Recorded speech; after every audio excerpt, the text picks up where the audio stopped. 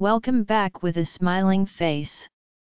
Important note before starting: if you are a fan of audio stories, then our Patreon account is the best platform for you. Join us on Patreon for the best audiobooks ever. Coming Together Book 3. Episode 11. Chapter 11-20 of Book 3.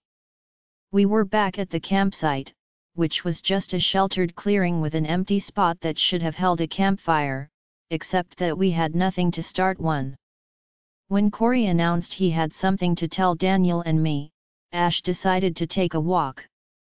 I would like to think he was being polite, but he probably just didn't want to sit through a boring personal conversation. "I know what I am," Corey said. "I looked up those two words you guys saw on that paper with Skinwalker and Benandanti. I had to guess at spellings, but I eventually got a hit." Daniel caught my look and gave an abashed nod. "We hadn't even thought of that. The words had been blocked when we looked them up in Salmon Creek. That should have been the first thing we researched at the library." "I'm sorry," I said. "We should have done that." Corey looked confused. "Why? Finding the right term for what I am is hardly a priority. It's not like looking up something that's supposed to be real. Whatever we find on the web is just stories. Like with you guys. I looked up you both, too. Daniel's supposed to be fighting for the olive crops. I bet you don't even know where the nearest olive crop is." "No idea," Daniel said. "And Maya? You're supposed to be an evil witch." He paused. "Well, they got that part right." I pitched a pebble at him. "Hey, I was nice to you earlier. Gotta balance it out. Point is, I looked up Silene and Xana. Haley and Nicole are Xana, which is a really obscure kind of Spanish mermaid siren cross. A blonde water spirit that sings. I couldn't find much on them. But apparently, they have some kind of evil fighting skills themselves. You know how sirens are supposed to drive guys crazy with their singing? Well, Xana can do that, too, but only to folks who deserve it." He paused. "Which means I really gotta be a lot nicer to Haley." "Good idea," I said. "So that makes you a Silene, then. Which is?" He poked a stick at the dirt, like he was prodding an imaginary campfire. It took a moment before he said, "You know what a satyr is?" A guy who's half goat." He glowered at me. "What?" I said. "It is, isn't it? Centaur is part horse.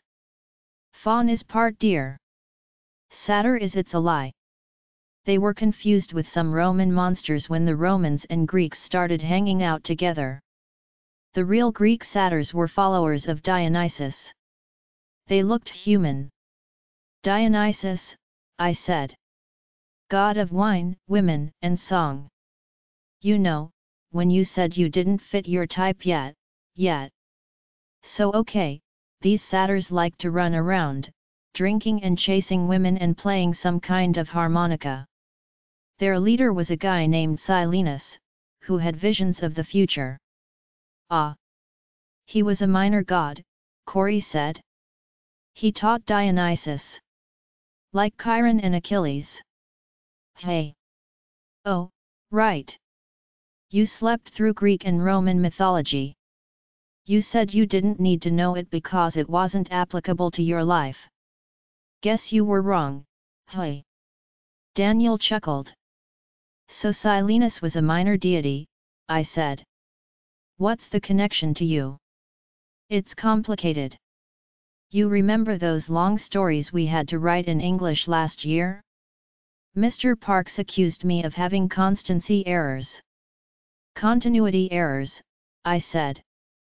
"Whatever. It wasn't a big deal. Your characters changed names. More than once.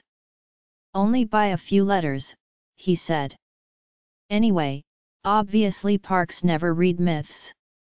Those guys were zinging out continuity errors all the time. Sometimes Silenus was one guy and sometimes Silene was a word used for all his followers. It's the influence of other cultures. Plus regional difference and the impact of oral storytelling.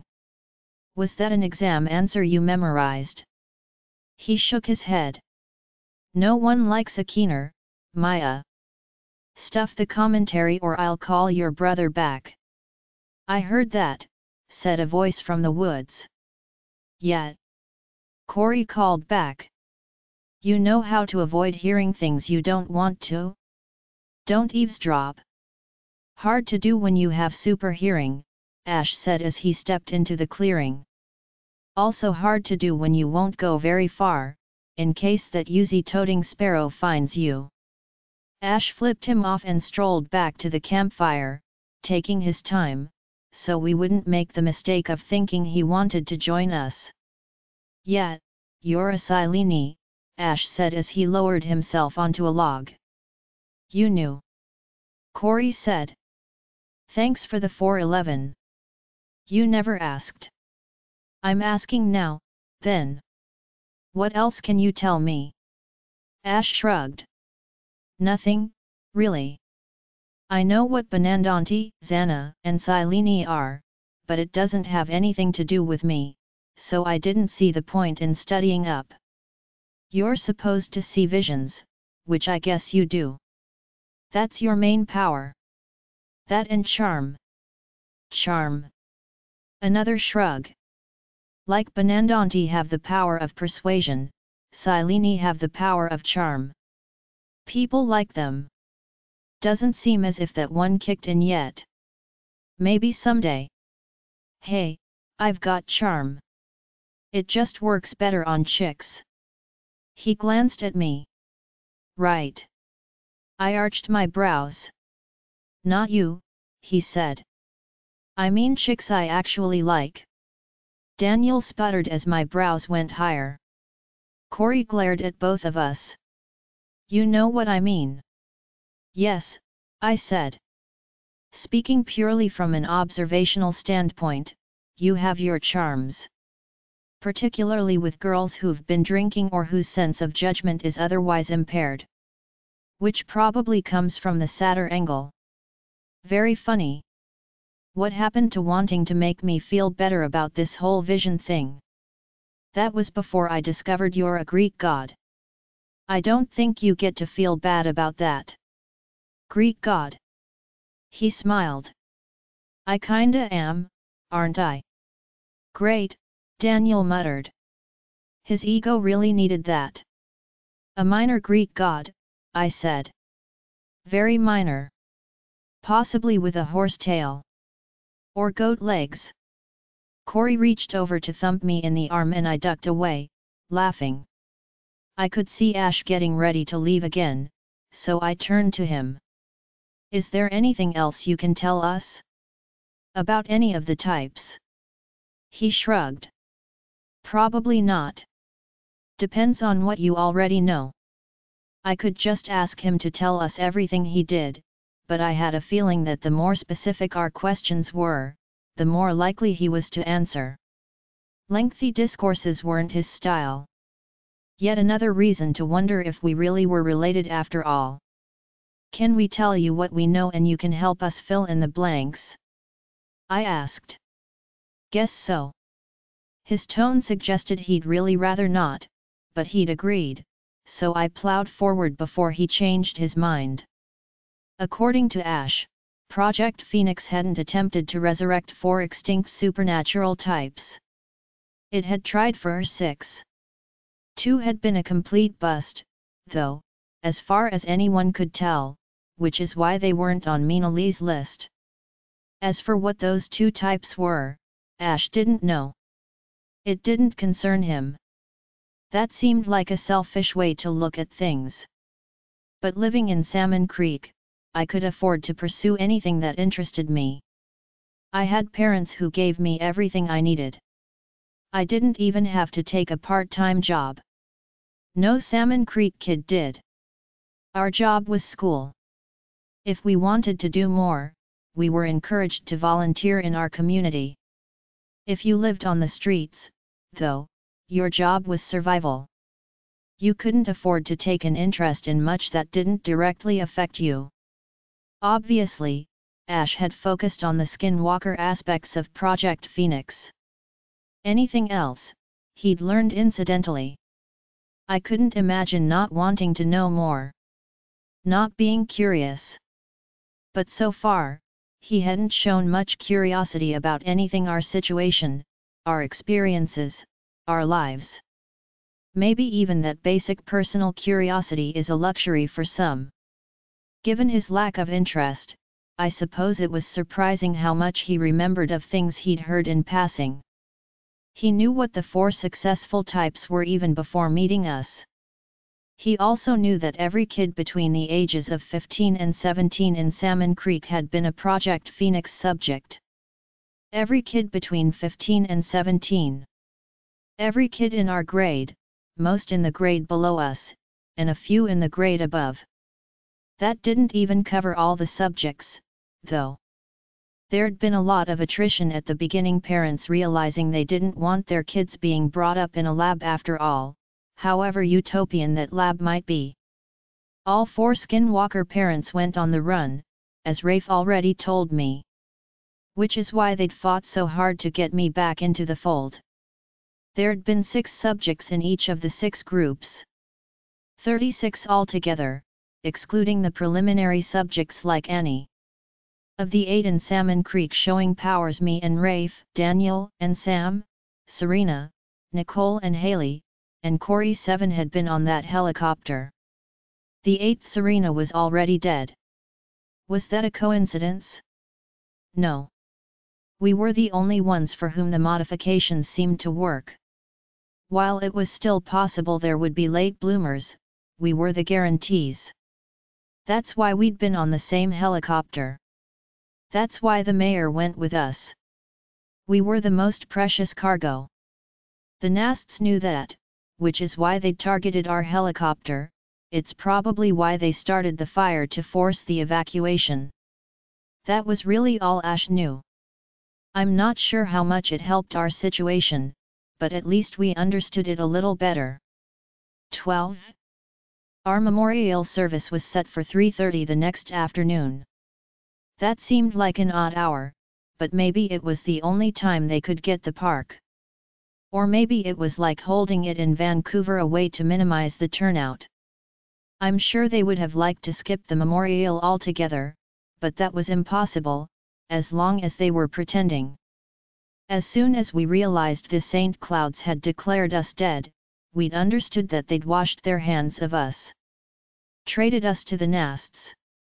Ash had a little more insight into the deal from his contacts, who knew supernaturals in both cabals. Cabals were, as we'd figured out, corporations run and staffed by supernaturals. Huge corporations. For regular supernaturals like witches and half-demons, it gave them a job and a community where they didn't need to hide their powers. Kind of like what they apparently had in mind for us. You work for us, we'll look after you. Wage slaves provided with a decent job and good benefits.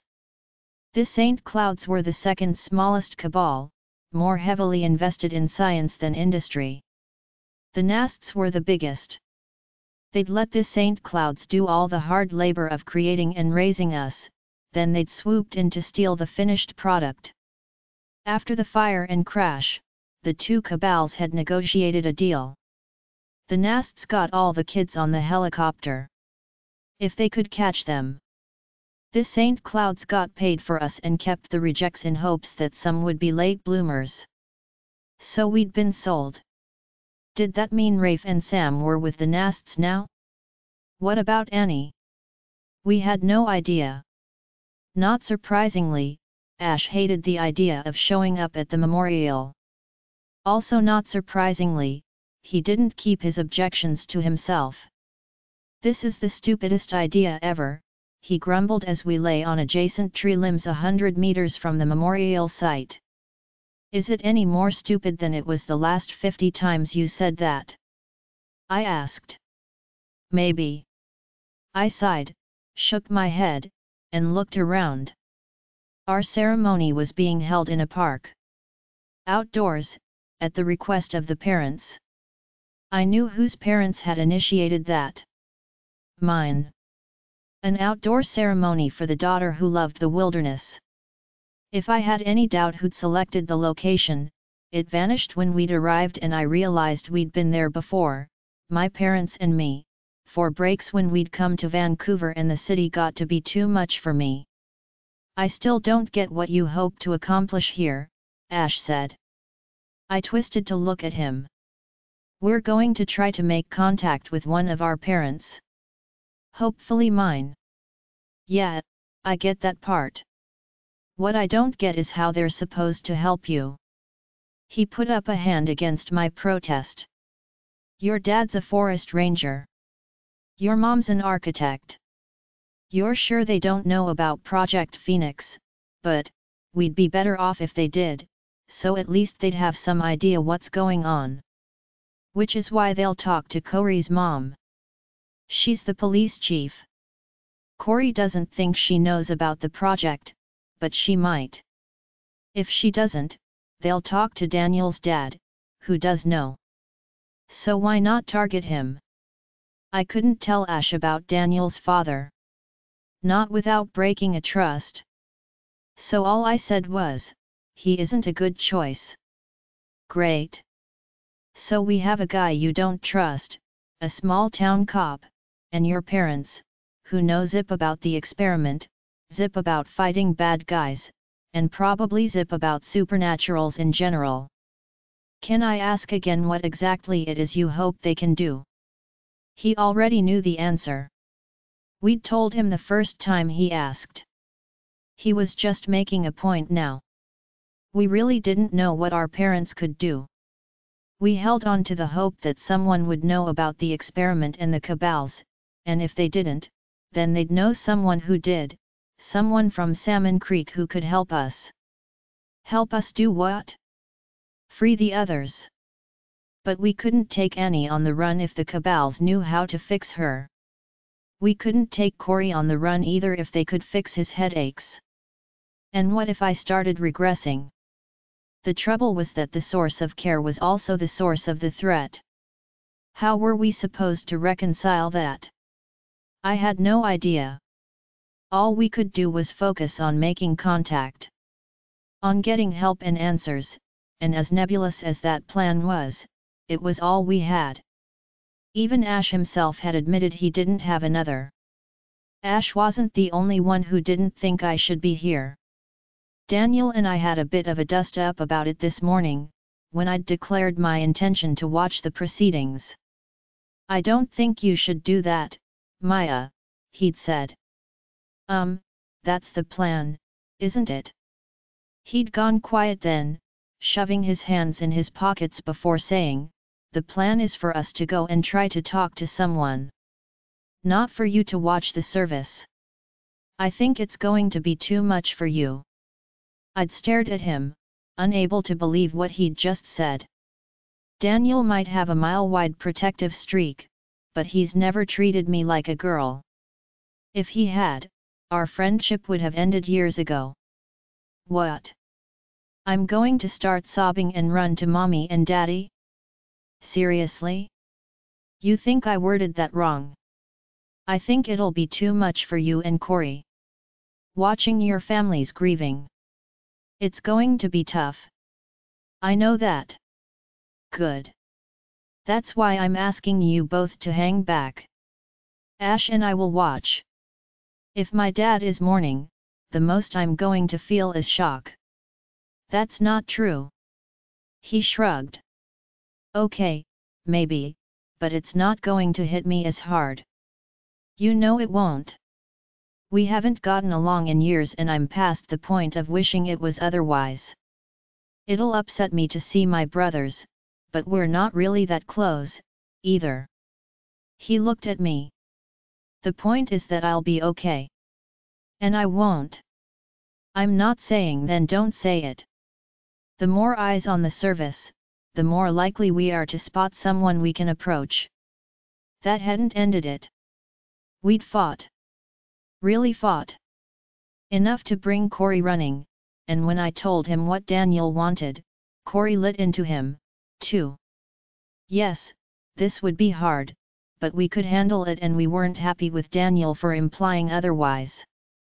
What are the chances one of your parents is going to wander off anyway? Ash said, bringing me back to the present. We're taking a huge risk here, you know. If you're worried, you can go. Wait, I'm not worried. His chin shot up, eyes flashing, and I recognized the look. Probably the exact same one I'd given Daniel when he suggested I couldn't handle this. At least we had something in common. I looked over to where Daniel and Corey were hidden in the long grass, just inside a patch of woods. I couldn't see either of them, which meant they were well hidden. Except that I'd feel better if we had visual contact. Ash had a cell phone. We probably should have bought a cheap prepaid ourselves. I hadn't thought of it until now. Hindsight. At the rumble of tires on gravel, I looked over to see a black car pulling into the parking lot. It had been roped off, but a man in a dark suit now held the rope as a line of black cars rolled in. They parked. Doors opened. I inched forward, wriggling to see better. My branch creaked. Careful, Ash said. I stopped moving. Mrs. Tilson climbed out of the first car, leaning heavily on the arm of a white-haired man I recognized from corporate literature as the head of St. Cloud Corporation. Head of the St. Cloud cabal, I should say. A sorcerer. Ash said all the cabals were led by families of sorcerers. Did Mrs. Tilson know what he was? Did she care? Not right now. She'd suffered the greatest loss. Her husband, the mayor, really had died in the crash, and she believed that both her daughter, Nicole, and her niece, Sam, had perished, too. Corey's mom was next. Chief Carling. Only she didn't seem like the Chief Carling I remembered, a petite blonde who could make her son quail with a single look and make him laugh just as easily. She looked tiny now, fragile and overwhelmed, clutching the hand of Corey's brother, Travis. He was all she had left. Her husband had died a few years ago from an epileptic seizure. Was that seizure caused by Silene blood? One more thing to worry about for Corey. Mr. Bianchi and Daniel's older brothers were in the next car. His brothers walked stiffly, side by side, gazes straight ahead. They hadn't helped their father from the vehicle. Hadn't even waited for him to get out. Just walked away, as if they blamed him for this. He followed, head bowed, like he accepted that blame, shambling along in a daze. I glanced toward the thicket where Daniel was hiding. I couldn't see him. I wished I could. I wished I wasn't up in this tree. My idea. A stupid idea. We should have been together, for my parents stepped out of the last car. Dad first, then reaching in and helping Mom, and when I saw them, my heart stopped. I just lay there, frozen, clutching the tree so hard I dimly registered pain in my fingers, but only clutched it harder. Those them. Ash's voice brought me back again. I tore my gaze away just long enough to nod. When I looked back, Mom and Dad were at the front of the car, helping Grandma from the passenger seat. They Navajo? Ash asked. The women. My mom and grandmother. They're Haida. What's that? Some Canadian tribe. Yes. He snorted. Figures. Got a spare Indian baby?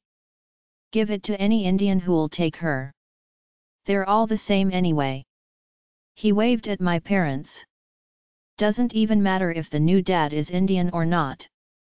He's a forest ranger? That's close enough. At one with nature and all that. Shut up, I snarled.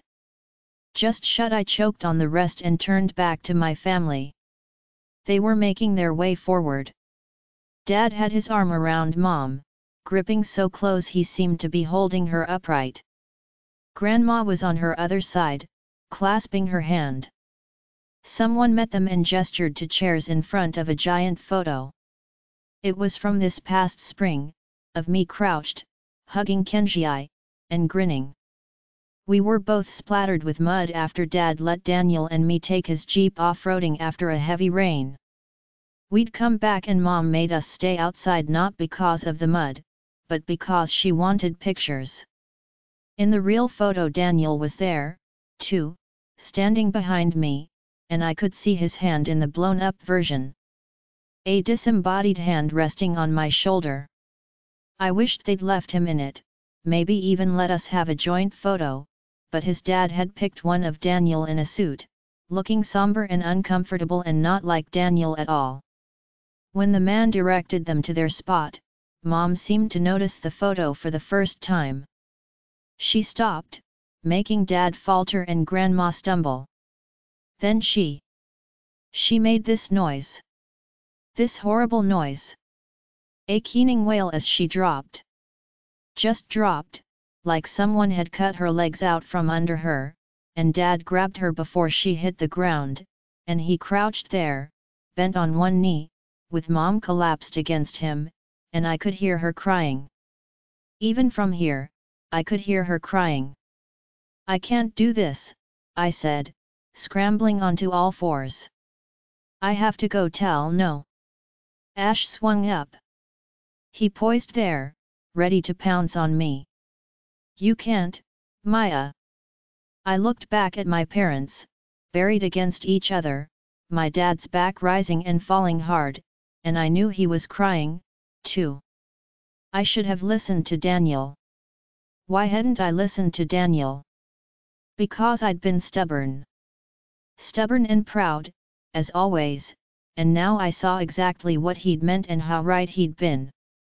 This was cruel, unbelievably cruel, watching my parents suffer when all I had to do was leap from this tree and run over. I let out a shuddering breath and looked over to where Daniel was hiding and saw him there, half rising from the grass, his gaze fixed on me.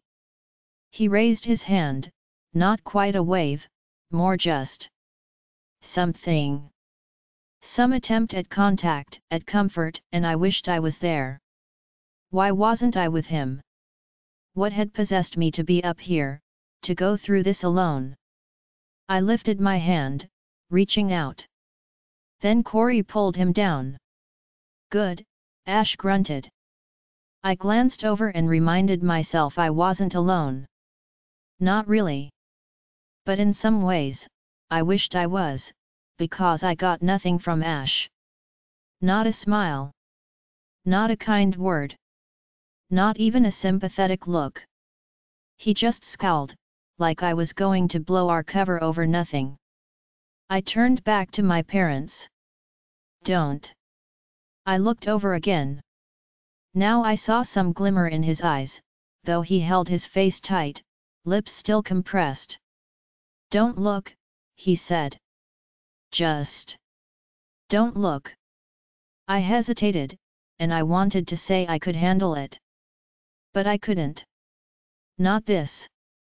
So I dropped my cheek to the rough bark, closed my eyes, and listened to the ceremony. Listening wasn't easy, either. It was surreal when you knew that the kids they were reminiscing about were still alive. It was like hearing speeches at a wedding or a graduation, talking about someone's life, the best of their life, but instead of joy and laughter, each new recollection brought a sob or cry of grief. When my dad got up to speak, I plugged my ears. I knew I had to. One crack in his voice and I'd have leaped from that tree, running to the stage, shouting, "I'm here, Daddy. I'm still here." So I plugged my ears and I squeezed my eyes shut until Ash reached over and tapped my arm. When I took my fingers from my ears, he caught my hand and I looked over to tell him not to worry, that I wasn't going to do anything stupid, but he only gave my hand a squeeze, a quick one, before letting it fall. 13. The service ended after that. It wasn't until it did, and people started filing back to the cars, that I realized what had happened. Nothing. Not a single parent had wandered from the service for a few minutes of solace. How could they? They were all trapped in the front row. They couldn't have slipped away even if they had wanted to. When the service ended, ushers surrounded our parents and escorted them directly to their vehicles, just as they'd escorted them in. "They're not letting them stop for nothing," Ash said. "Not even a break. They have to hold it until they get them someplace safe." I kept watching. Kept hoping. But Chief Carling and Travis climbed in their car. So did Daniel's family and Mrs. Tilson and the Morrises. My parents and Grandma lingered. They didn't get up and talk to anyone, just sat in their seats as if they hadn't realized it was over. 2 more ushers came over and finally got them into the car. "No one left," I whispered. "No one at all." "Could have told you that," Ash said. I glared over at him. "What?" "I could have. Cabals are geniuses at this kind of thing. They've been around since the Inquisition. That's hundreds of years of experience acting like good corporate citizens while they do stuff that would make the mafia take notes. They'll cover up your deaths and they'll hold your parents prisoner until they've rounded you all up. And the beauty of it? Your parents won't even realize they were prisoners. They'll just think the St. Clouds were being really, really helpful." He eased back on his branch. "I knew they'd never let you near them. Then why didn't you say so? You wouldn't have listened." There was no response to that, so I lay on the branch, staring down, sifting through the remaining friends and families for someone left that we could contact. Maybe. If we were careful. And desperate. When I saw Brendan Hadjack over by the washrooms, I turned my attention to him.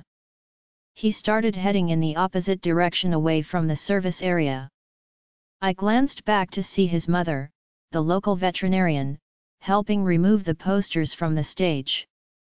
So Dr. Hadjack had volunteered for clean-up duty and Brendan was using the break to wander off for a bit. Alone. "I need to talk to Daniel," I said. "I'm going down. Can you cover me?"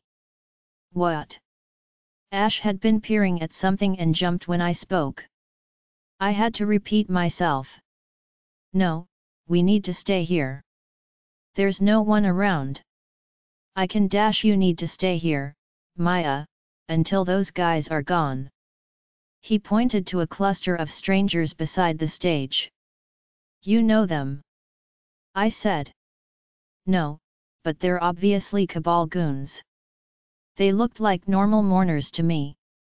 The 2 guys in suits could be security. They were certainly big enough, but everyone else just looked ordinary. Until one of them took a 2-way radio from his pocket and stepped away from the group, and I followed his gaze to see another ordinary-looking guy across the park, also on a radio. "Why are they still here?" I said. "Almost everyone's gone." "You're not." He swore under his breath. "They knew you'd come. They must have. They're searching the park now." "Okay, we knew that might happen. We'll lie low until everyone's gone." We continued watching. Another car arrived and a woman got out. She looked as ordinary as the rest of them. Older, maybe in her 50s, with short graying hair. She wore a stylish jacket and slacks. Ash cursed and scrambled up. "What?" I said. "Which?" I peered at the woman, who looked more like a prep school teacher. "How can you tell?" "By the long black hair and pointed nose." He shot me a look. "I recognize her, obviously. This St. Clouds only have one witch, as far as I know, and that's her." "One witch? Are they rare?" "No, it's just that sorcerers don't like working with them and vice versa." "Okay, so Cabals have witches so they can use high-powered witch magic, like sensing spells. I remembered a memo I'd seen about our escape. Calvin Antone had been asking for a werewolf and the Enright witches to help track us. And sensing spells do what exactly? I said, pretty sure I didn't want to hear the answer. They sense. He waved his hand and made a face, like this was a stupid question. Like radar or heat detectors. The St. Clouds are going to wait until the park is clear of mourners, then have her start casting. When she does, we're toast. The Nasts are probably here, too, with their witch. A joint effort to get you guys off the street. We need to get. I looked down. The second guy with the radio was heading our way. To our left a man and a woman pretending to be a couple strolled along, but I could see the radio stuffed in the guy's pocket. Yeah, Ash said. Coming to your own memorial service? Really not a bright idea. We're trapped in this tree, Maya. The guys can get away through those woods. Except they have no way to know what's going on because we're the ones who can see and we have no way of telling them. We need to. We're trapped, don't you get that? We can't get down there without being spotted, and if we can't get down, we're going to get caught as soon as that witch casts her spell. Are you supposed to be helping? Because I thought that's why you came. To help. He answered with a scowl. I'll take that as a yes, though it's hard to interpret, because glowering seems to be your all-purpose response. Telling me what won't work doesn't help. I looked up. We can climb higher. What's the range on her spell? How would I know? Higher, then, if that's the only option we have. But it doesn't help the guys. You can't worry about the. Yes, I can. I leaned out as far as I dared, with the patrolling employees getting ever closer. I waved. No response from the thicket. I pulled a penny from my pocket and turned to Ash. How's your aim? I'm the pitcher on my varsity baseball team and archery champ at my country club. I threw the penny. It didn't come close. Ash sighed and zinged one from behind me. It hit the right spot. So did a second. But the guys didn't pop up. They're gone, Ash said. Either that or they didn't notice. Nothing else you can do. I can. Have you been holding their hands since the crash? Single-handedly fighting off the bears and wildcats and rattlesnakes. We don't have rattlesnakes. They're big boys, Maya. They can take care of themselves. And your Benandanti boyfriend seems to know you can take care of yourself. He's my friend. Why do you keep saying that? I don't care if you're going out with the guy, which you obviously are. How is it obvious? Because we talk? Because we're close. No. Because you're always talking. Except when you're whispering or giggling. And if by close you mean can't keep your hands off each other, excuse me. Maybe you guys are trying to hide your relationship, but he can't get near you without finding an excuse to touch your hand or your arm, and you're just as bad.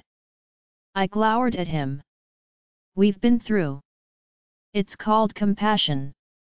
Maybe you should try it. Yeah, that's not compassion, Maya. He lifted a hand against my protest. Fine. You're just friends. Point is, Daniel will trust you're okay and get Corey to safety. Ash surveyed the ground.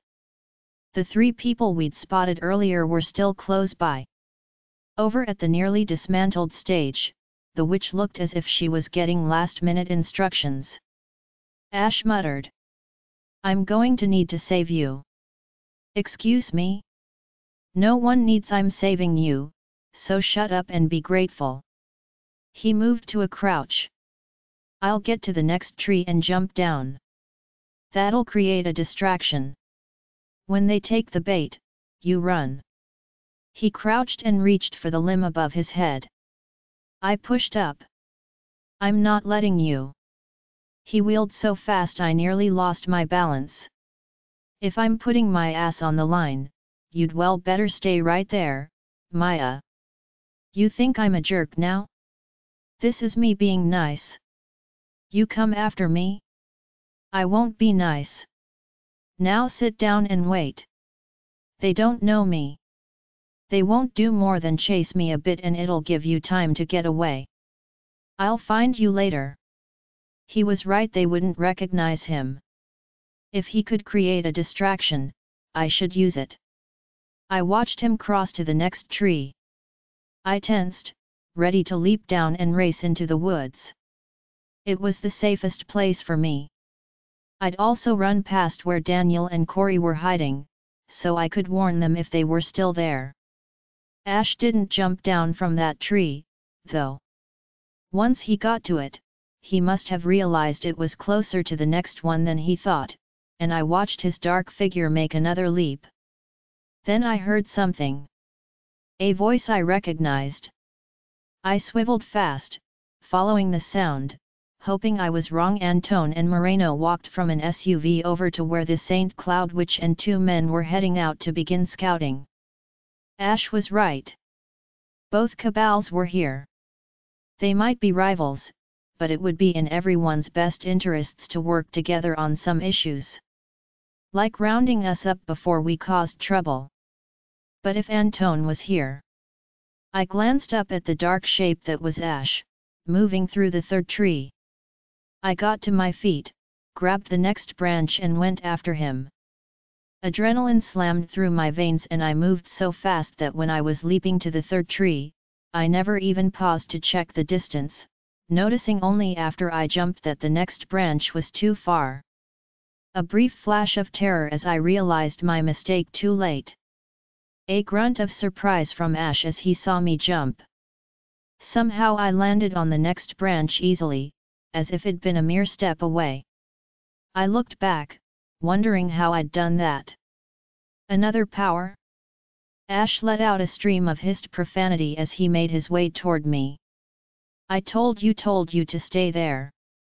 Are you trying to get us both? You can't jump down, I said, crouched and holding the limb tight as I caught my breath. He'll recognize you. Who'll recognize me?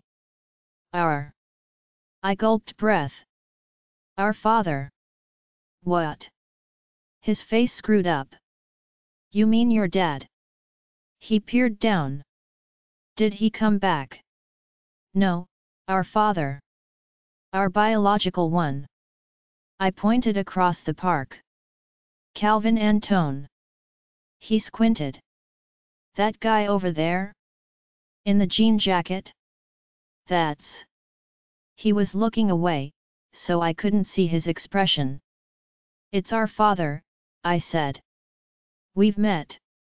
He used to work for the St. Clouds, then he switched sides. He's the one who tipped the Nasts off and started this whole mess. He continued watching Antone, then gave his head a sharp shake and turned on the branch to face me. Doesn't matter. No way he'll recognize me. You look like him. I don't. That wasn't true.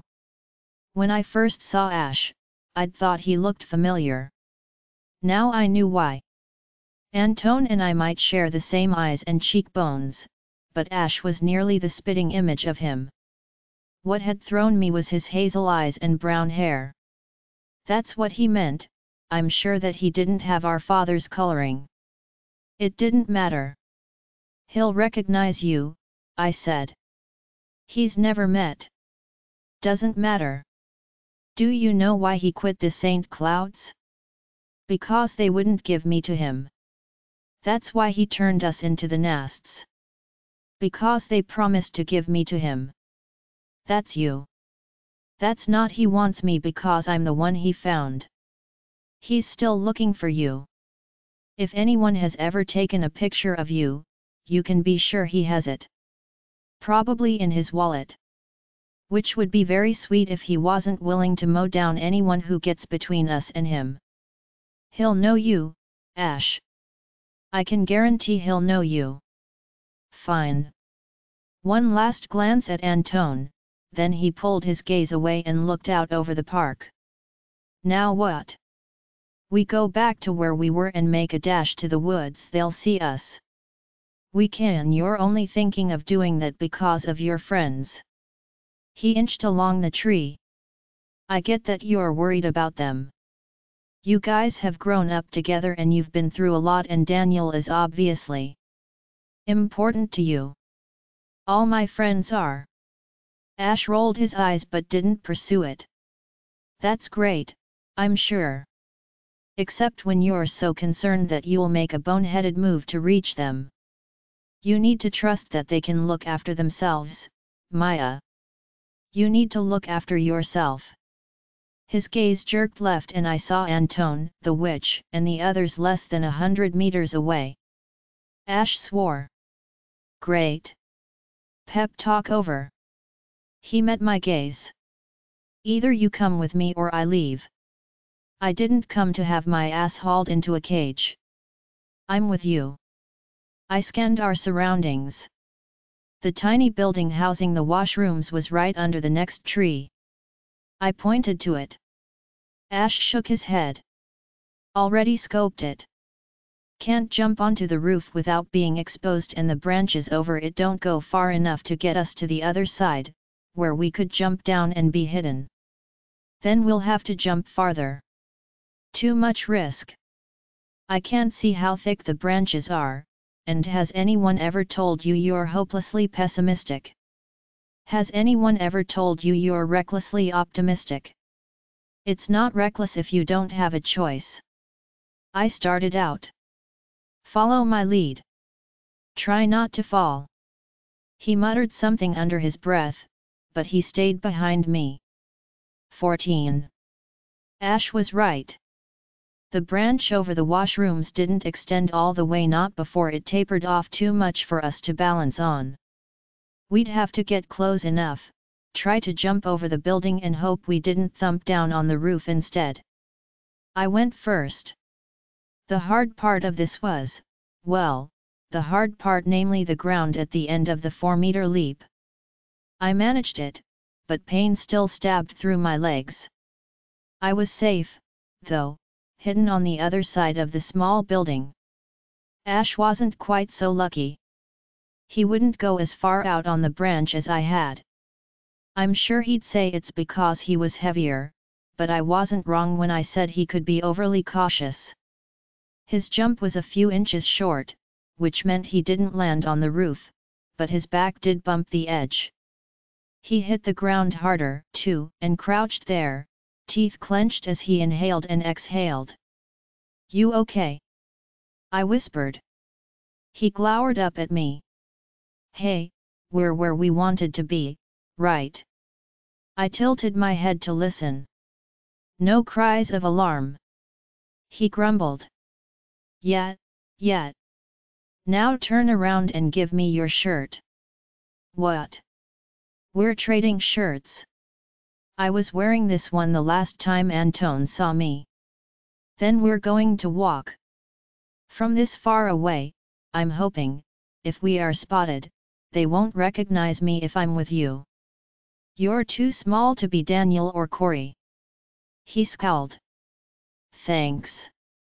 It's a fact, not an insult. Stop being sensitive and take off your shirt. We switched tops with a remarkable lack of further muttering on his part. I tucked my long hair under it, so from a distance, it would look short. There were more trees in front of us, too widely spaced for us to climb through, but they cast plenty of shadowy shade. On the other side was a playground, then another parking lot. Lots of obstacles in both. My plan was for us to just walk out of the park, as casually as possible, using what cover we could.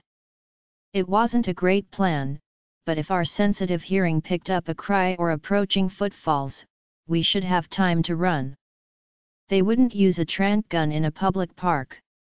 Not with a scattering of parents and little kids over in the playground. Or so I hoped. Okay, now hold my hand, I said. Ash looked at me like I'd asked him to swallow live bugs. I'm your sister, I said. If I have cooties, they're the same as yours. When he stuck out his hand, he looked like he was getting ready to arm wrestle. I took it, and he tensed, biceps flexing, stance widening. I sighed. I'm not going to throw you over my shoulder. He snorted, as if such a thing was beyond the realm of possibility. I was briefly tempted to show him otherwise. Instead, I wrapped my hand around his fist and we set out, a teenage couple strolling through the park. We wandered, talking.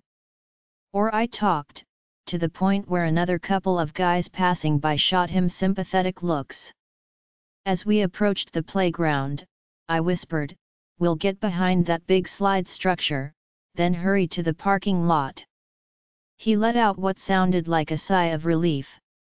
We stepped into the park. A little girl stopped swinging to watch us. I smiled at her and she grinned back. When Ash looked over, the girl stopped smiling and jumped off to run to her mother. "Can you try not to frighten small children?" I whispered. He grunted and kicked up wood chips as we walked alongside the play structure, moving into the shade behind it. Only a quick dash to the parking lot, and I caught a movement to my left and looked to see someone standing about 50 meters away, by the edge of the woods. A teenage guy in a suit. Staring at us. Brendan. I'd forgotten about Brendan. Could I make it to him? Just long enough to pass on a message? What message? What could I possibly tell him in 30 seconds or less that wouldn't just make matters worse? Not even 30 seconds. Two of the searchers were heading straight for him. Walking fast, as if they'd just realized they had a Salmon Creek kid on the loose. I ripped my gaze from Brendan. He hadn't recognized me. Couldn't. Not from this distance. Not with Ash. Not when I was supposed to be Maya. Brendan called. I didn't look over. Ash did, then swore. He pulled his fist from my hand and grabbed my wrist instead, yanking me along as he broke into a jog. "Maya!" Brendan yelled. "What are you doing?" I said, tripping as I tried to pull free from Ash's grip. "He can't help you and I'm not letting you do something stupid like breaking into a run and letting him know it really is me." He cursed as he realized his mistake and slowed. "Too late now," I muttered, grabbing his elbow. "Run!" We raced into the parking lot as shouts and cries rang out behind us. I didn't hear Brendan's voice again. I think they must have gotten to him, bustling him off before he was absolutely sure of what he'd seen. Who he'd seen? I hoped so. Really hoped so. I didn't want to think what they'd do if he insisted that he'd spotted me. We should have thought of that. What would happen if someone saw us and we couldn't warn them to keep quiet? We were so desperate that I think Ash was right. We were being reckless, however hard we tried not to be. We escaped the park. If you have enough of these encounters, eventually that's all it comes down to. Was anyone captured? Anyone hurt? No and no. Then it's not worthy of comment.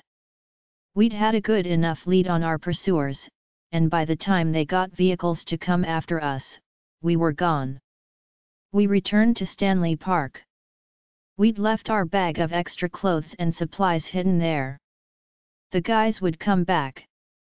We returned around 7, after 2 hours on buses, transferring and retransferring just in case we were being followed. I expected the guys to be at our campsite when we returned. When they weren't, we settled in to wait. We'd been there for about 30 minutes in silence, which only added to the hours of silence since we'd escaped at the park. I'd tried several times on the bus to strike up conversation with Ash, It was met either with suspicion, what does it matter where I've lived, or sarcasm, hobbies. Sports? Yeah, did I mention the varsity baseball and country club?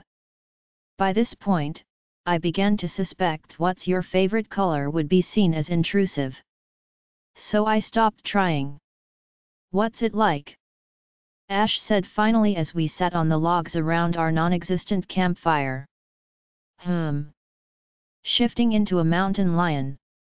What's it feel like? Hurts, I bet. When I didn't answer in the next 2 seconds, his face darkened. I was just curious. Skinwalkers are supposed to be extinct. Not a lot of people I can ask. I was trying to decide how to describe it. I know you're not happy to be here, Ash. I don't know what you expected. Not me, that's obvious. Maybe you're PD because you came all this way and I don't seem grateful. I am. I really am. But I can't figure out a way to show that without PG you off all the more. You've got your back up and there's no way I'm getting it down. Do I? His eyes narrowed. Hey. Let me ask you this, Maya. In all these years, when you were growing up in your perfect town, with your perfect friends and your perfect parents, did you even think about me? Wonder where I was? Worry about me? Or were you just happy you didn't need to share all that? Because I've been thinking about you for as long as I can remember. Asking our mother about you. Wondering what happened to you. So, yeah, I dropped everything to come up here. And you really don't seem to give a st. I took a deep breath and considered my words before speaking. I'm sorry, I said. He tensed, waiting for more, waiting for the snap, the growl, the snarl. When I said he had his back up, I hadn't meant that as a skinwalker jab. But now, when I looked at him, it was an apt description. His back was up, at least metaphorically. Fur bristling. Eyes glittering. Lip curled. Ready to bite my head off. When I didn't respond in kind, he just sat there, tense and waiting. I didn't know about you. I spoke the words carefully, trying not to sound defensive. I should have explained that better. I only found out a week ago that I had a brother. Rafe's the one who told me, when he told me about being a skinwalker. Silence. Then, right. More silence. He shifted on the log. Makes sense. It's not like she left a note with you. No. She didn't. But after Rafe told me, I felt guilty, I think. That I didn't know about you. Like I should have remembered you. We were only a few months old. I shrugged. It feels as if I should have known. Like in stories where someone grows up feeling like something's missing, then they discover they had a twin. Silence. When I found out, I did think of you. Maybe not as much as I should have. When I thought of you, I felt. I searched for the right words. I won't say jealous, because I don't remember our mother and mine is great, I wouldn't trade her for anything. But it hurt, growing up knowing I'd been abandoned. Finding out there'd been two of us and I wasn't the one she'd chosen. That really hurt. I sighed and stretched my legs. I'm sorry. That was all I wanted to say. I didn't want to make excuses, which is what I'm doing. I looked over at him.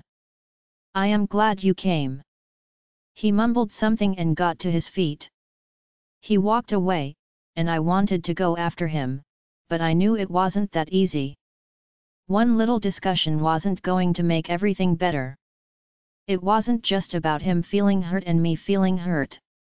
We were brother and sister twins and yet we were strangers. If it wasn't for that blood tie, we'd probably have chosen to remain strangers. That hurt, too, but again, it couldn't be fixed with a few words. You want dinner, he said. I shook my head. I should stay for the guys. If you could pick me up something, though, I'd appreciate that. I was quick to pull out a 20, so he wouldn't think I was asking him to pay, but he still grumbled. Or I can run out for something after you get back, I said. You asked me to grab you food, Maya. Course I will. But you shouldn't stay here alone, not when it looks like they've nabbed your friends. That's what I'd been thinking, of course. What I'd been trying very, very hard not to think, because if I did, I'd slide into a full-blown panic. When Ash put that fear into words, I stiffened. He sighed. Yeah, you don't want to hear that. I'm not trying to make you feel bad. But if the Cabals have your friends, they might have gotten them to tell where they could find you. They wouldn't let me try that again. They might have gotten Corey to tell them.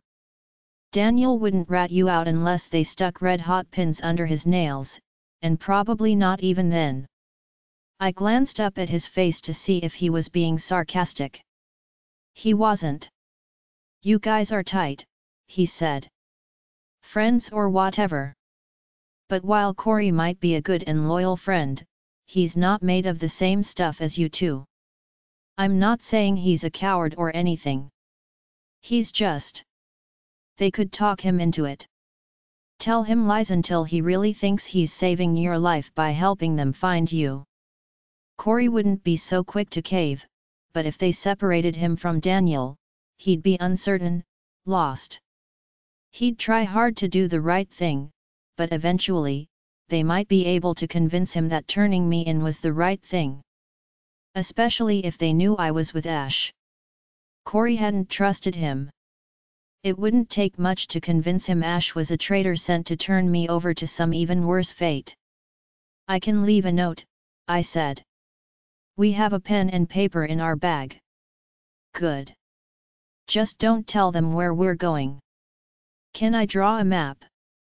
Now it was his turn to look over, to see if I was serious. I smiled and he shook his head, but I caught a hint of a return smile there before he told me to hurry it up. 15. The city of Vancouver is on a peninsula, bounded on three sides by water, so you usually need to cross a bridge to get from the suburbs to downtown. If you take the Lions Gate Bridge, preferably not at rush hour, you drive through Stanley Park. That meant we had a pleasant evening stroll through the park to get downtown. Or I did. Ash seemed a lot more comfortable in the city proper. By the time we arrived downtown, night had fallen.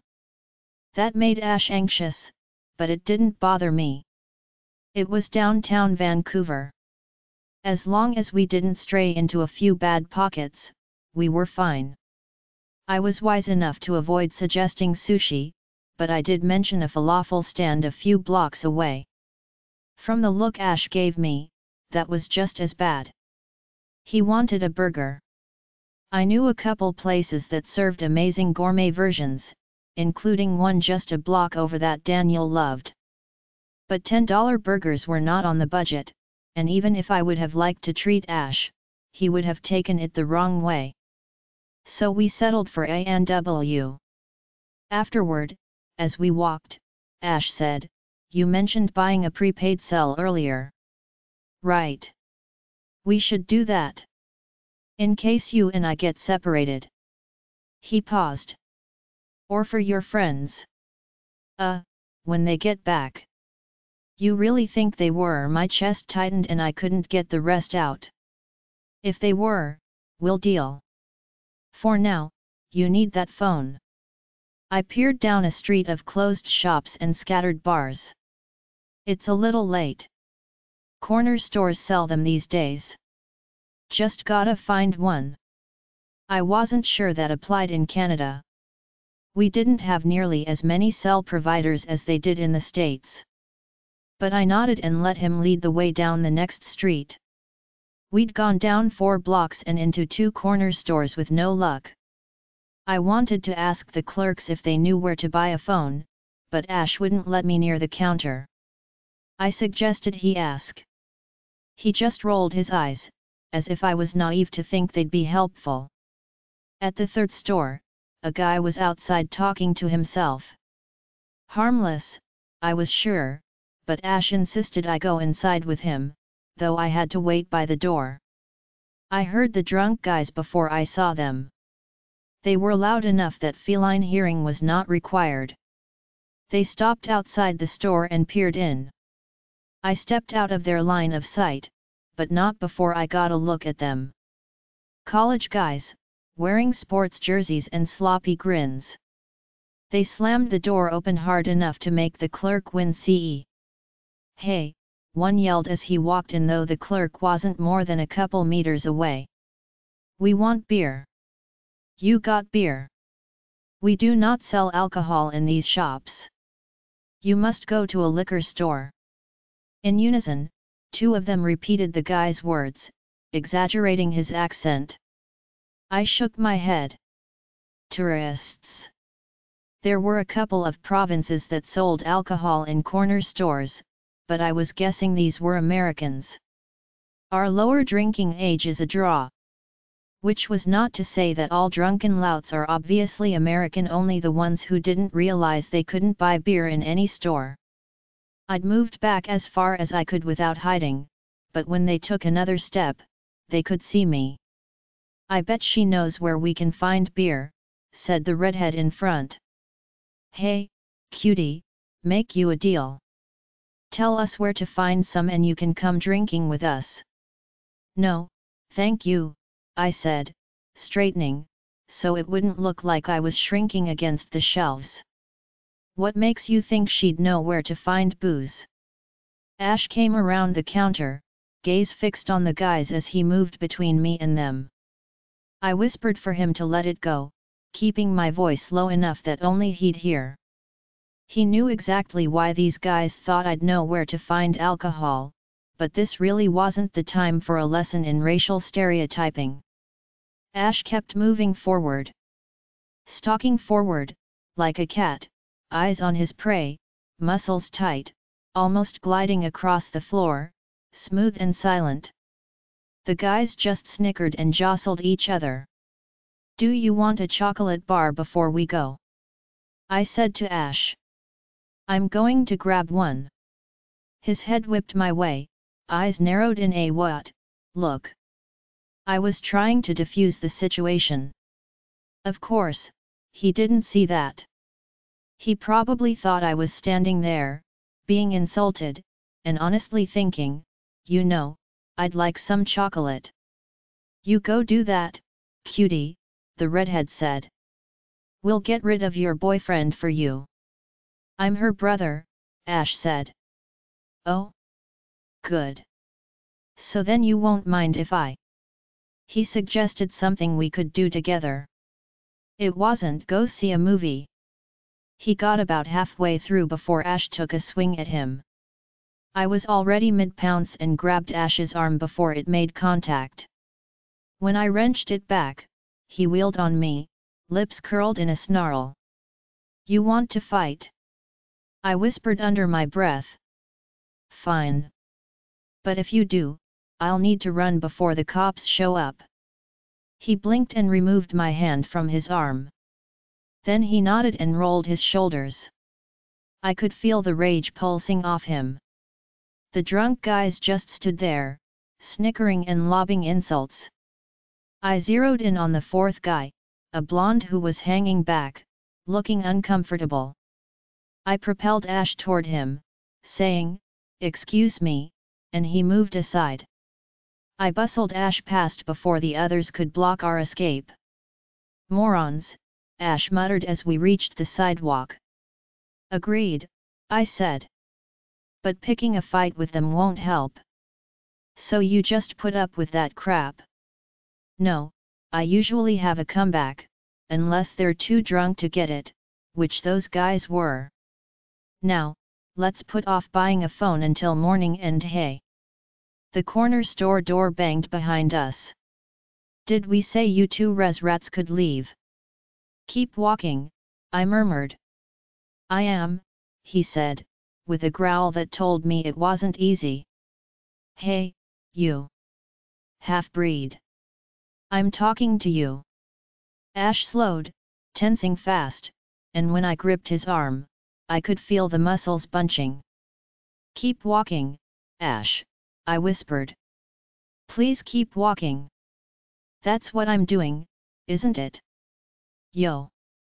Half-breed. Bring your sister back here. We're not done with her yet, we haven't even started with her yet. Laughter from the others. I had Ash's arm in a vice grip now, practically dragging him along, his sneakers scraping the sidewalk, as if he was 2 seconds from wheeling and charging. You shouldn't have to put up with that, he muttered as they called out suggestions behind us. Every girl has to put up with that. It doesn't matter what color her skin is. Shoes clomped behind us, coming fast. Yo, half-breed. Tell you what. You show us where we can get some beer, and we'll give you a whole case for your sister. That's a good trade, isn't it, Kimosabe? I know you guys like to trade, and she's such a pretty little. Ash spun and hit the redhead with an uppercut that sent him reeling. I grabbed his arm, but he shook me off. The other three thundered down the sidewalk as their leader recovered and swung at Ash. Ash ducked the blow and came back with a right hook that sent the guy spinning.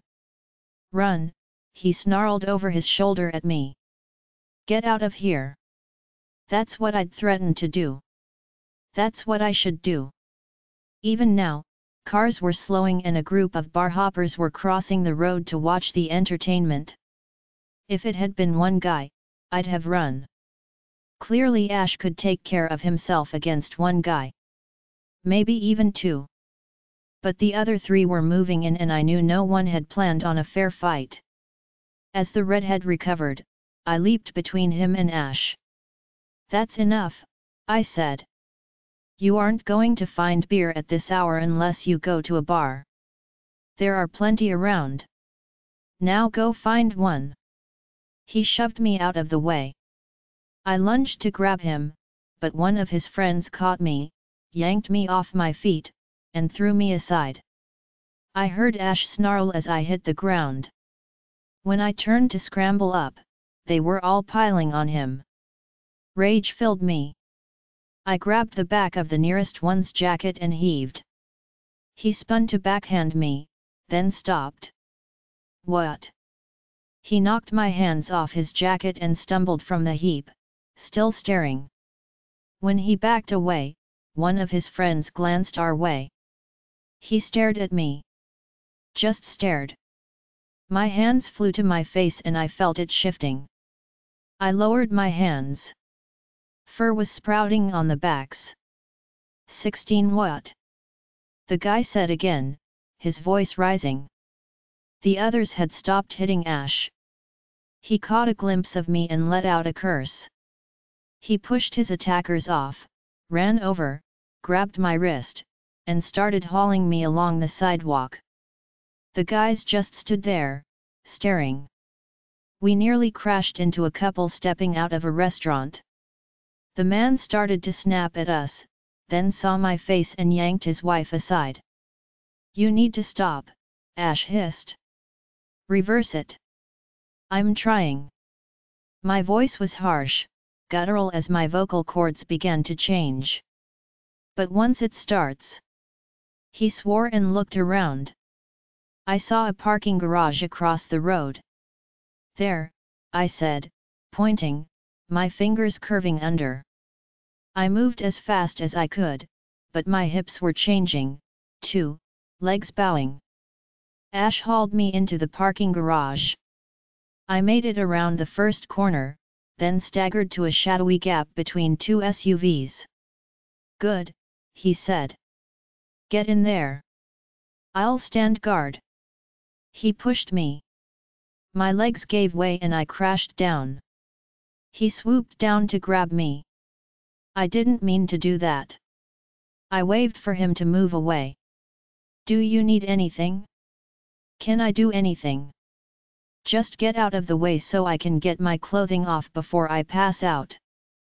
That was too much for my vocal cords to manage, so I just shook my head and waved him back again. Thankfully, I seemed to be getting more lead time before the passing out part, and I managed to get mostly undressed before I hit the ground. I recovered better, too, not lying there, dazed and wondering what hit me. I stood and stretched, letting out a snarling yawn. Ash spun from his spot guarding the gap. He stared at me. Maya. Who else? I would have said, if I could, but I knew he wasn't questioning whether it was me, but whether it was really me or was I subsumed by the cat, which might lunge and sink its fangs into his neck at any moment. I chuffed. Okay, he said, still gaping. So that's... You look like a mountain lion. I mean, obviously, but I wasn't sure if we'd look like real mountain lions or some kind of monster. Definitely a cat. I stretched, head down, front paws out, hind quarters in the air. My tail flicked against one of the SUVs with a thump. You're bigger than I expected, he said. I shot out the claws on my extended front paws. He chuckled. Nice. I retracted my claws and settled on the pavement, head on my front paws. Yeah, I guess that's about all we can do. He lowered himself. Sit and wait for you to shift back. I chuffed. And so we waited. It could take a while, but we were tucked back deep enough that cars passed without their drivers catching sight of us. Then, you. What are you doing there? Loafers slapped the pavement, the daintier click of high heels hurrying to catch up. Ash got to his feet and leaned out. Yes, you, the man's voice said. Between the cars. What are you doing? Parking, Ash said. Right. Your car? Or one you jacked? Bill, a woman's voice murmured, cutting him off. Don't. The man grumbled. You just better hope it wasn't my truck you were breaking into, boy. This yours here? Ash thumped the SUV on the right. It was a light thump, just enough to let me know that I needed to get under the other vehicle. But the guy shouted, as if Ash had bashed it with a sledgehammer. Bill. There was no time to crawl under either SUV. The man was right there. Ash blocked, but he wasn't nearly large enough to hide the tawny big cat crouched on the dark pavement. Jesus, the man said. It's a cougar. It's okay, Ash said quickly. She's just scared. I was getting a better look making sure she wasn't hurt. She's fine, and if we all just leave her alone, she'll find her way out. Find her way out, the woman exclaimed. That's a cougar. In the city. Bill. Get back from there. She pulled out her phone. I'm calling 911. No, wait, her husband cut in before Ash could. Get a picture first. Hold on. I'll get closer. I want to be in it. Bill. It's a cougar. Stop shrieking. It's an overgrown cat. Ash froze, torn between stopping him and stopping the woman from calling the police. The man brushed past him. I swallowed a growl and forced myself to stay perfectly still. If he wanted an overgrown cat, that's what I'd be. Let him get his photo. Convince his wife I wasn't a threat. I hoped Ash could persuade them to leave afterward. See, Sue? Just a big kitty. You're a pretty kitty, aren't you? A big, pretty kitty cat. He kept inching forward. Get the camera ready, Sue. Every instinct told me to run. Cat instincts. Wild animal instincts. But I was still human. I didn't need to surrender to those. So I slitted my eyes and forced myself to stay still while this approached a 120-pound cougar with his hand out, ready to scratch it behind the ears. Wild animal attacks on humans are rare, but of all the predators in Canada, the cougar may be the one most likely to do it. Obviously, this guy never got the memo. After this, he'd probably be going to zoos, climbing the enclosure, saying, "Here, watch this." Famous last words, as yet another unfit human is removed from the gene pool. His wife had gone silent, clutching her phone as she watched. Ash's chin bobbed, nodding encouragement to me. "Just get through this. Let him pet me. Let him get his photo and leave." "Nice kitty," he said. "Such a nice kitty. Sue? Are you ready?" His wife hesitated, then lifted the phone for a picture. He glanced back at her. "Good. We're going to get the photo of a lifetime." Bill Wilson taking down a cougar barehanded. "WH what?" Ash said. The man lunged. He tried to grab me in a chokehold. I twisted out of his grip.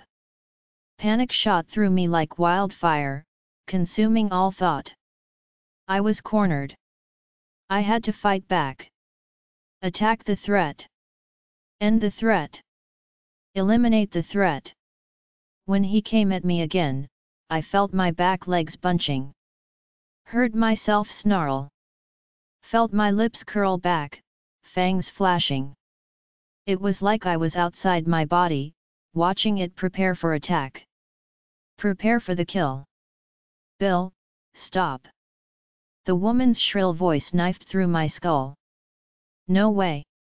I'll teach this mangy cat to respect humans." Ash grabbed the guy by the jacket and yanked him so hard he stumbled. But he wrenched free and came at me again. That split-second interruption was all it took for my human brain to snap back to life, and when he rushed me, I took a swipe at him. It was a good swipe with a paw the size of a lunch plate, but my claws were retracted and I didn't plan to make contact. Still, it was enough. He saw that swat coming and he jumped back. Ash caught him by the collar and heaved him out of the way as I squeezed under the SUV. "I'm calling 911, the woman babbled. "I don't care what you say. I'm calling." I lay under the big vehicle. It was a tight fit and I was flattened against the pavement, ears smashed against my head. The woman reached the dispatcher before Ash could get to her. "There," she said. "The police will come and shoot it." "No," her husband said. "I've got my rifle from last weekend. I should have remembered that earlier. Forget a photo. I'll get a real trophy." The man opened the hatch of his SUV, the one right over my head. "You're going to shoot her?" Ash said, his voice wavering, as if he was struggling to stay calm and reasonable. "Do you know how much trouble you'll get in? They're an endangered species." "Not in BC, they're not." He rummaged through the back of his truck. "I'm a hunter, boy. I know what's what, and this beast just attacked me. I hope you got a picture of that, Sue.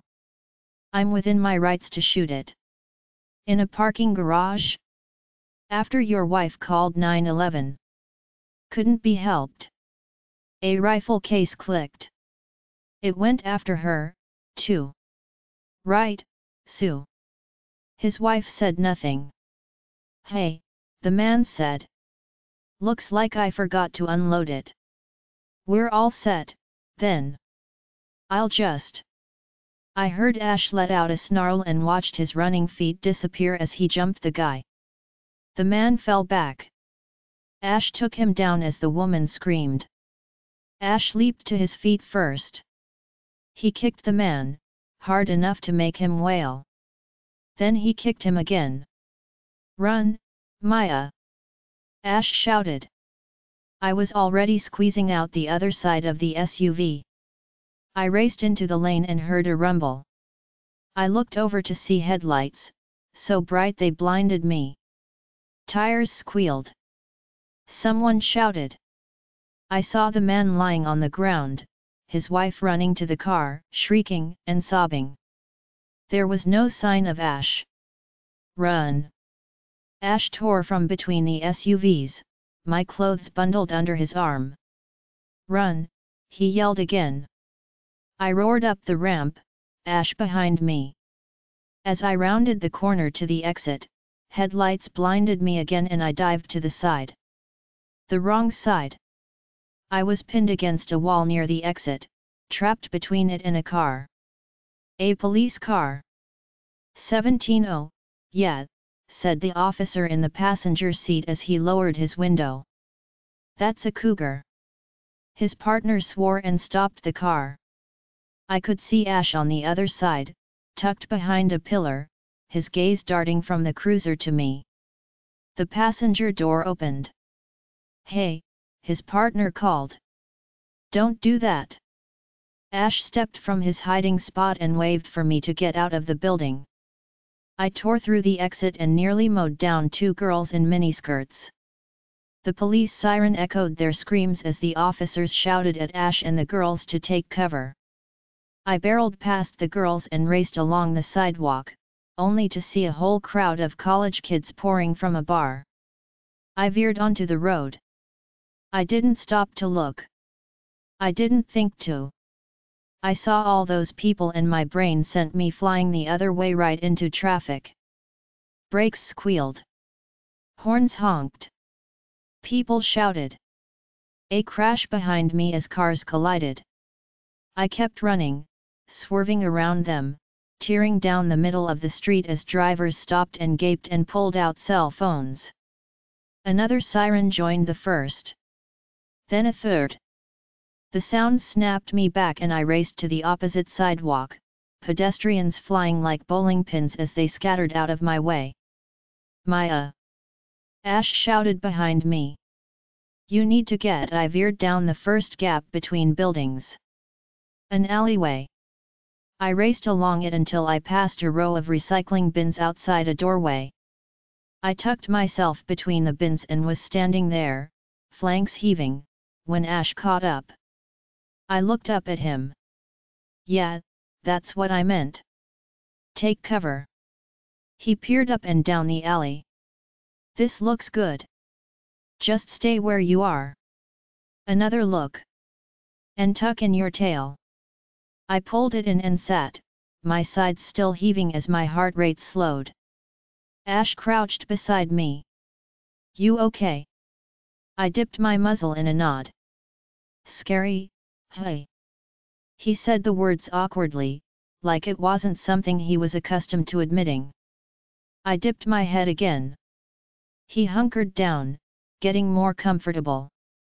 I think we did okay. Best we could, under the circumstances. Just a string of bad luck. I chuffed. I shouldn't have gone after that kid, he said. I should have listened to you. Ignored it. But he rolled his shoulders. Sometimes I can't. He looked down the alley. Most times I can't. It's not easy. There are all kinds of racism, from that frat boy ugliness down to the kind of stereotyping and misconceptions where people don't even seem to realize they're doing or saying anything offensive. I had been lucky growing up in Salmon Creek. The way we were raised, I didn't even feel different. I was just one of the kids. My parents were just a normal couple. I think I was 10 before I even heard the term interracial marriage. Even when I encountered racism outside Salmon Creek, it usually rolled off me. The worst of it often came from rednecks whipping past in rusted pickups. I looked at them and I looked at me, class leader, track star, straight A student, and their slurs about dirty Indians and drunk Indians and dumb Indians were laughable. Mom says crap like that comes from people who've accomplished so little in life that they feel the need to lift themselves above someone, anyone. So they pick skin color or religion and say, well, I might not be much, but at least I'm not a. I'd look at those guys, and see the truth of her words. Even with the frat boys, I knew I was their equal. In a couple of years, I could be sitting in class beside them. But it was different for Ash. He certainly seemed smart, but from the way he talked, he hadn't spent much time in school. If I asked about college, I'm sure he'd make some crack about having to decide between Harvard and Yale. That wasn't in his future. Nor were athletic trophies and community awards and academic scholarships. He'd look at the rednecks in the rust bucket pickups and say, at least they have a truck. I wished I could talk to him about that. I couldn't. Not now, obviously, and probably not even when I'd shifted back to human form. It wouldn't be a topic he'd discuss. Not with me. Probably not with anyone. We waited. I could still hear sirens and shouting. At one point, a couple of cops looked down our alley, but it was only a cursory glance. When you're ready, we'll get in farther. I chuffed. I was hoping it wouldn't come to that. All I needed was to shift back and we could walk out. When a familiar scent wafted down the alley, I bristled. Ash noticed and looked over. You hear something? I shook my head and lifted my nose to make a show of sniffing the air. You smell someone. Daniel. A split-second pause. No, you'd be a lot more excited if it was him. So it must be. He cursed. Someone from the cabals. I nodded. I'd ask who, but I don't think you can manage charades. Doesn't matter anyway. If they're here. Words drifted in from the street, seeming to rise above the others. Dark patch on her flank. We both heard it and went still, straining to pick that one voice from the chaos. Yes, that's her, the voice said. Juvenile female with that distinctive dark patch. She escaped earlier today. I notified animal control. They said they'd pass on the message to the city. We never got it, a woman's voice said. My apologies, then. We aren't local, and we were uncertain of proper protocol. We'll deal with that later. She needs to be found promptly and handled with care. She's a very valuable research subject. It's critical that we get her back safe and sound. I'm a lot more concerned about the safety of our citizens. You needn't be. That man said she attacked him, but you don't escape a cougar attack without a bite. You usually don't escape alive. She's accustomed to people and poses no danger to anyone except herself. My men have tranquilizer guns, as do the animal control officers. We need help locating her, but we can take it from there. Ash looked over at me. Is that him? I nodded. It was Antone. I thought of how fast they must have heard the news of a loose cougar and how fast they'd mobilized. Not to mention how easily they seemed to have convinced the authorities to let them take point on this operation. They were insanely organized. Insanely experienced. Insanely well-funded. How could teenagers hope to outwit them? I closed my eyes and slowed my pounding heart. We'd done it so far. At what cost? How many are left? Maybe just you and your brother. I kept breathing, struggling for calm. I could do this. I had to do this. We need to head out, Ash said. Down the back way. I nodded and took one last sniff. Antone's scent was gone. I must have caught it as he'd walked near the alley mouth, but he'd passed now, and even his voice had faded. As I crept out, Ash stayed by the recycling bins, watching down the way we'd come. Guarding me again. I appreciated that. I'd have to tell him so when I could, and once I could figure out how to say it in a way that wouldn't embarrass him. All clear, he whispered. Now go, Go, go. He jogged along behind me and nearly smashed into my hindquarters as I leaned to peer around the corner. When I backed up, he said, "What?" then looked for himself. There was nowhere to go. The alley was really just a walkway for the adjoining businesses. It went around to a rear door, then stopped at a fence. Beyond the fence were more walls. I considered. Then I rounded the corner and hunkered down. The alley was bounded by 2 buildings and a 2-meter solid fence. While I didn't like the feeling of being cornered, if anyone approached, I'd have time to get over that wall. It was wood and I had 16 razor-sharp climbing spikes permanently attached to my feet. Ash, however. When he followed, I nudged him back. I used my head and then my paw to gesture around the corner. He didn't get it. I had gestured for him to go back to the street, then I pantomimed climbing the wall. He understood then. I think. But he refused to leave. Just told me to lie down and be quiet and no one was going to come back here. Wait until I shifted and we'd sneak out together. So we waited. After about 10 minutes, I heard a woman's voice say, "I'm picking up a presence back there. Probably homeless guy number 4. Moreno. Look, we know she's with her brother, so you need to detect 2 bodies. She's probably shifted back by now and they're long gone." I waited, tensed, hoping they'd decide Moreno was right. I was guessing the witch only detected one form because we were huddled together.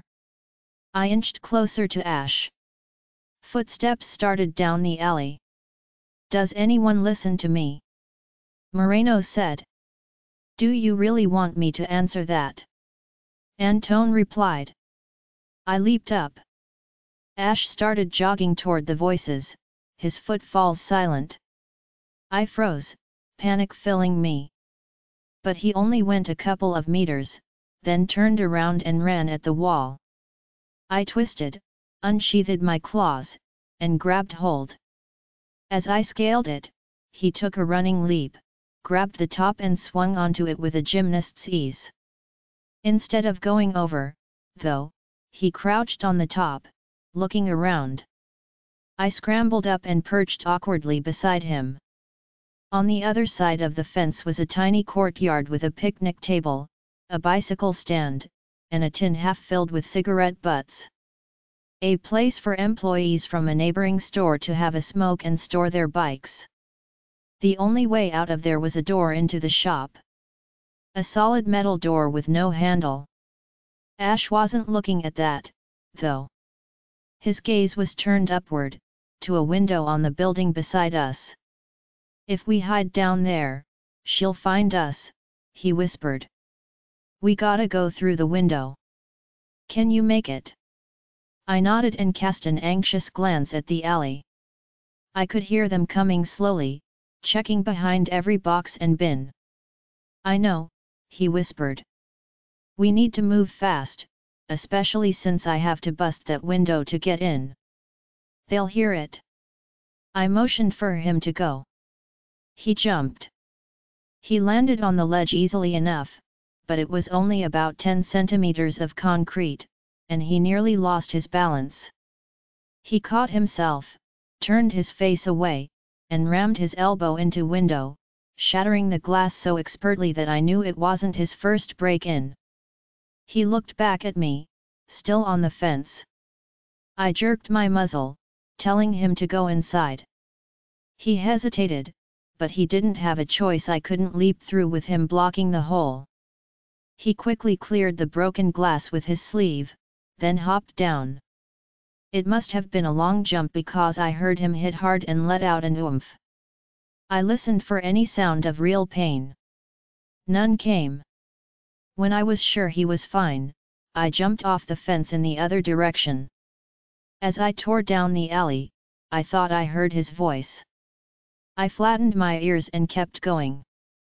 This was the only way. Otherwise, the moment they came around that corner, they'd know we were inside the shop and they'd surround the building. The witch only picked up one presence. If they saw me, they wouldn't go after him. If I ran, he'd be safe. They'd never know he was there, and once I'd led them out of the alley, he could run. Maybe he'd try to find me afterward. Or maybe he'd finally realize the danger and decide it wasn't worth it. I wasn't worth it. I almost hoped he did, for his sake. I whipped around the corner. I heard the witch cry out. I saw legs ahead of me, but I didn't look up, just kept running, ears down, eyes slitted, gaze fixed on the end of the alley. Get to the end. Barrel past them. Through them if I had to. Get to the road and let them chase me. While Ash escaped. Antone leaped in front of me. I didn't look up to see his face, but his smell filled my nostrils. I hit him in the legs and he flipped up over my back. A dart whizzed past me. I hunkered lower, putting all my power into one last sprint. Behind me, I heard the witch say something. Words in another language. A spell? It didn't matter. I was almost to the street. Whatever she hit me with, however much it hurt, I'd just keep. I stopped. I just stopped. My legs froze, like someone had disconnected the link to my brain. I skidded muzzle first to the ground. Trank her, the witch said. I can't hold the binding spell for long. My brain shouted orders. Jump up. Fight. Run. But my body just lay there, as if paralyzed, my eyes fixed open, staring at nothing. I felt a dart hit my flank. Then another.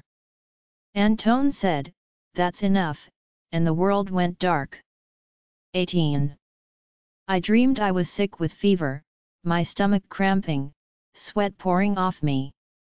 I was home in my own bed and Dad was sitting beside me, wiping my face with a cold cloth, saying nothing, just looking after me, as he'd done all of the rare times I was sick. Mom took care of me, too, but she did it by making soup and herbal tea and keeping my bedding fresh and dry and getting my medicine on time. She needed to keep busy. Dad was the one who'd just sit with me. I wallowed in the dream even after I realized that's all it was. Slowly, though, I started waking and I felt the real burn of fever and the roil of nausea. Someone really was at my bedside, wiping my face. My first thought was Daniel, and I opened my eyes, smiling, then saw Calvin Antone beside me. I scrambled back, hissing before I realized I was in human form. My stomach lurched and I retched. Antone grabbed a bowl from the floor and pushed it at me, but I shoved it away and sat up, clutching the sheets and looking around. I was in a bed, dressed in a t-shirt and pajama pants. A man I didn't recognize stood just inside the door. He was wearing a suit, but he didn't look like security. He was too old, for one thing at least 50. And he held himself with an air that said he didn't take orders from anyone. He was tall, over 6 feet, with blonde hair and bright blue eyes. Finally, he said, "Tell her I need her to answer some questions." Antone glowered at him. "She speaks English." "I'm sure she does. But she doesn't know me and I don't know her. I'm sure you can impress upon her the importance of answering." "Is that a threat?" I said. The man's blue eyes cooled. "I would suggest you modulate your tone with me, young lady. Because you're some important cabal guy." "His name is Mash's Nast," Antone said. "He's the CEO's nephew.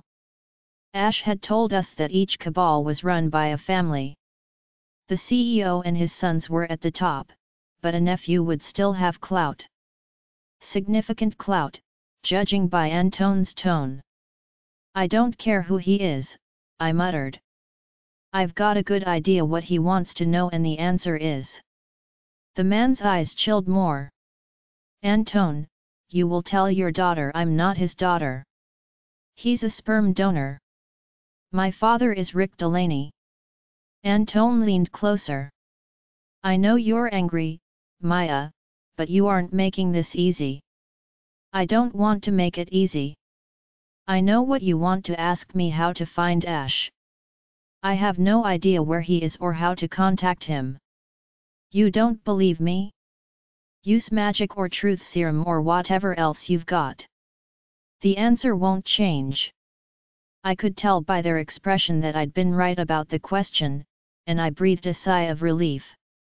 Ash had escaped. Good. So where was he? Long gone.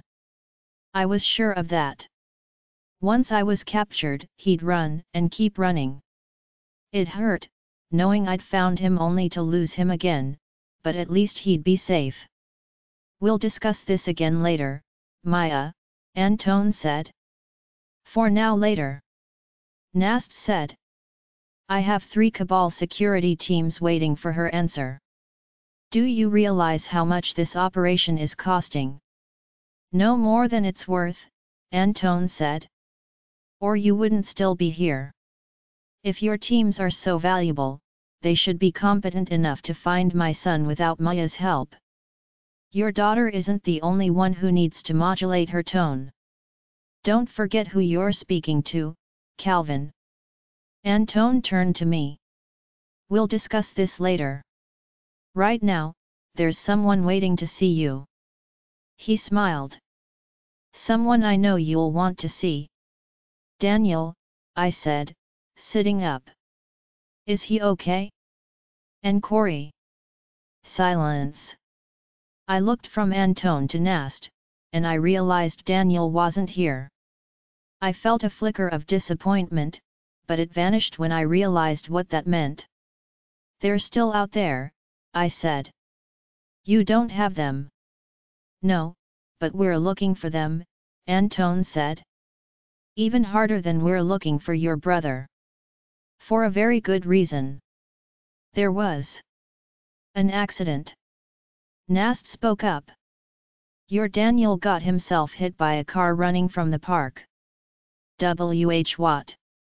Antone glowered at Nast again. Could I please speak to my daughter in private, sir? No, because you'll sugarcoat it for her so she doesn't get sad and cry. We have got a very valuable asset out there. Asset? I said. Daniel is not an asset. We're not assets. We're kids. Living, thinking, feeling. That's enough, Maya, Antone murmured. Then to Nast, this isn't your area of expertise, sir. I'm sorry if I'm not being properly grateful that the Cabal sent you, but I requested Sean Nast. Sean is a boy, whatever his grandfather thinks, and he knows nothing of this project. Even Thomas realizes there are things his so-called heir can't stomach. This operation would be one of them. I sat on the edge of the bed. So this Sean guy would have a problem with hunting teens like animals? Hey! Can't imagine why. Your concern for your friend seems to have faded very quickly, young lady, Nast said. Because I believed you for about 5 seconds before I realized you were full of crap. Daniel's not careless enough to run in front of a car. You picked the person I'm closest to and told me he was hurt. Terribly hurt, I'm sure, which is why I need to help you find him. Daniel was hit, Maya, Antone said, his voice low. It wasn't his fault. He was running across an intersection to escape security officers and a car full of teens ignored a stop sign. I shook my head. Don't waste your breath. I know. Nast walked over and slapped a photo on the bed. Antone grabbed for it. She doesn't need to see. Nast stopped him. I think she does. These are photos taken by a traffic camera, Maya. I stared at the photos and my gut twisted. until I had to close my eyes and force the nausea back. Then I opened them for another look. The first photo was taken at the moment when Daniel saw the car coming. The moment when he realized they wouldn't get out of the way in time. He was lunging to knock Corey aside. Terror on both their faces. The second photo. The car stopped. Teenage driver getting out. Corey running back from the curb. His expression. Oh God, his expression. Daniel. Lying on the road. Sprawled like a rag doll. Nast slapped down a third. Daniel was on his feet now. Corey holding him up. Daniel's face was bloodied, his clothes ripped. One leg dragged. A bystander raced toward them, gesturing. The car full of kids was gone. Someone called an ambulance, Antone said, his tone still hushed. But they got a ride with that woman. He pointed to the bystander instead. The security officers thought they were just resting in her car. Then it drove off. They got the license number and we've tracked down the woman. She drove them to the hospital, but they vanished while she was speaking to an emergency room nurse. Antone moved closer. I know you don't want to believe us, but we are extremely concerned about Daniel. We have no idea how badly he was injured. There's a strong likelihood of internal injury. We need to find him. I shook my head. Dazed. Numb.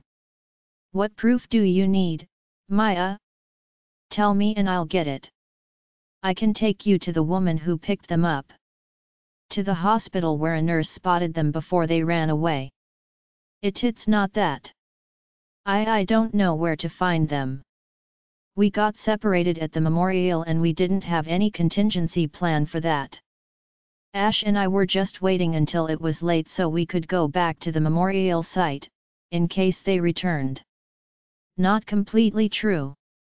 Yes, we had no plan. Yes, I couldn't contact them. But I did know where they'd go if they could our spot in Stanley Park. I would not tell Antone that. I didn't trust him, I did trust Daniel. And maybe even more important, I trusted Corey. If Daniel was too badly injured to make decisions on his own, Corey would get him to a hospital, whatever the risk. He wouldn't let Daniel. I doubled over, stomach clenching again. When Antone passed me the bowl, I clutched the cool metal and leaned over it. That's called stress, young lady, Nast said. And guilt. No, I said. It's called a double dose of tranquilizers. You made me sick. You made yourself sick by forcing us to tranquilize you. Just like your friend Daniel may have gotten himself killed. I flew at Nast. Just flew at him, howling, nails slashing like claws, raking down his cheek as he fell back, me on top of him. I dimly heard Antone shouting. Dimly felt him pulling at me. Dimly felt a surge of panic, something deep within me telling me to stop, stop now. But rage filled me, the smell of Nast's blood filled me, feeding the rage. Antone pinned me to the floor and it was like a switch snapped off. I lay there, dazed. Maya, he said. What? I looked up to see Nast swiping a handkerchief across his cheek. Deep furrows oozed blood. I looked down at my hand to see skin under my nails. I knew I'd scratched him. I remembered doing it. But I still stared at that skin, unbelieving, and then... shame. I felt shame. As Antone released me, I pushed him away, ran to the bowl on the bed, and threw up. As I retched, he patted my back and told me it would be okay. No, Nast said. It will not be okay. It's starting.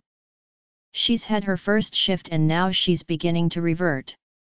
Just like Annabella. Annabella? Annie. He meant Annie. I clutched the bowl and retched again. This isn't like Annabella, Antone said. Maya's still woozy and confused from the drugs. You just showed her photos of her best friend being hit by a car. You suggested he's dead. Combine that with everything she's gone through and she overreacted. That's all. No, she's reverting. This isn't like Annabella because your daughter isn't like Annabella. Those scientists predicted that the effects of the reversion would depend on the base personality. According to Annabella's brother, she was a sweet, quiet girl. Your daughter is not. Before Antone could answer, Nast started out the door. You need to control her, Calvin. We have 2 other skinwalkers in custody and another nearby. We don't need 4 of them. The rest of the audiobook will be continued in the next episode. Join us on Patreon for early access or more great audiobooks. A link is provided in the video description.